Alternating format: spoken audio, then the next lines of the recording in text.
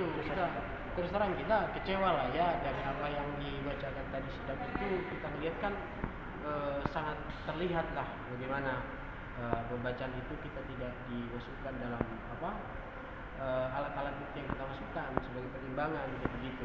Dia hanya fokus pada pertimbangan alat bukti 140 surat yang diajukan dari termohon gitu.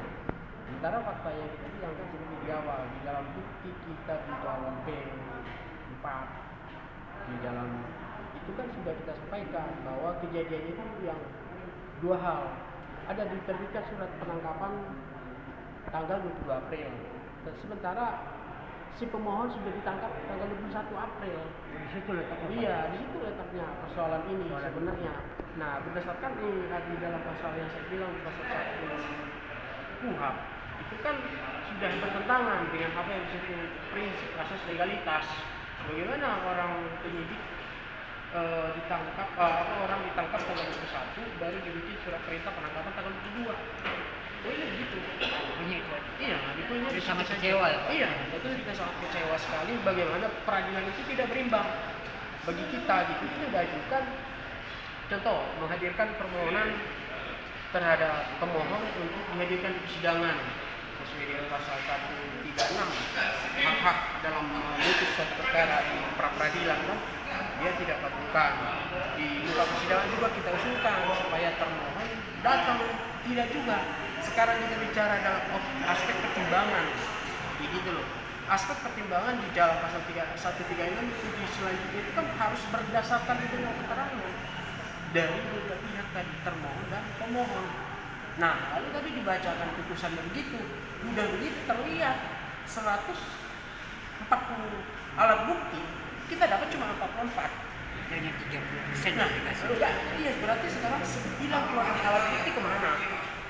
Nah, nggak pernah kita terima, begitu loh. Nah, kekecewanya di situ, bagaimana bisa dipercaya polisi dalam hal menjalankan penegakan hukum kalau kayak begini dibuat, gitu loh. Sementara yang saya bilang di dalam pasal 156 ayat 6 itu jelas itu harus bahwa salinan semua berita acara itu harus diberikan kepada tersangka.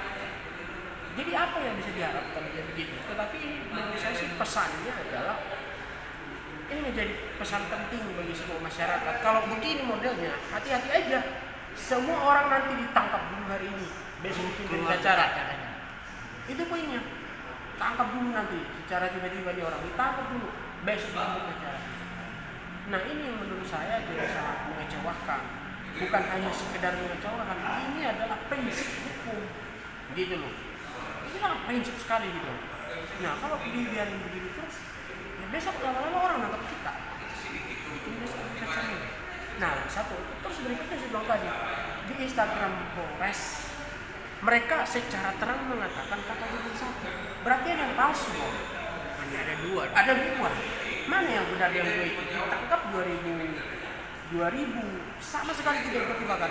Tanggal 21 berdasarkan mereka bilang itu adalah hasil operasi cipta kondisi KYD tanggal 21. Lah, berarti itu penangkapan apa itu?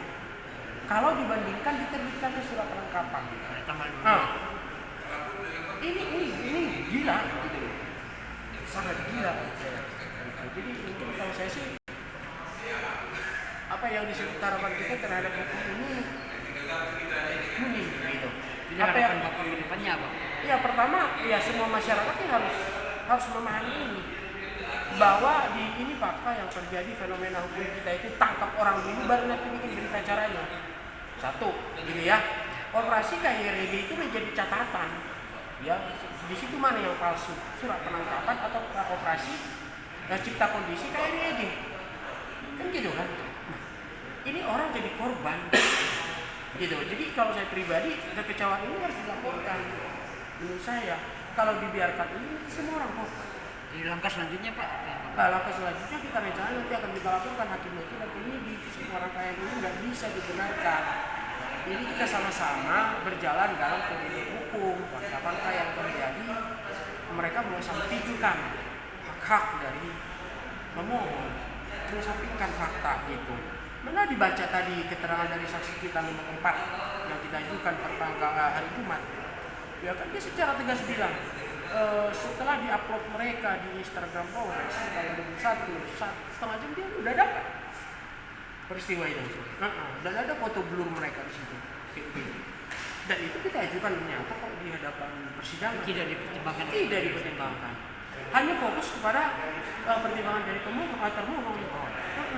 Dia dengan membaca berulang-ulang T140 alat bukti yang mereka ajukan begitu. Maka kita mengajukan 14 alat bukti yang kita masukkan itu salah satunya peristiwa tanggal 21 sama sekali tidak dipertimbangkan. Loh, jadi di mana ini ke objektivitas netralitas dari proses itu gitu. Fakta-fakta itu persidangan itu nyata dikesampingkan gitu. Menurut saya begitu. Terima kasih banyak Pak.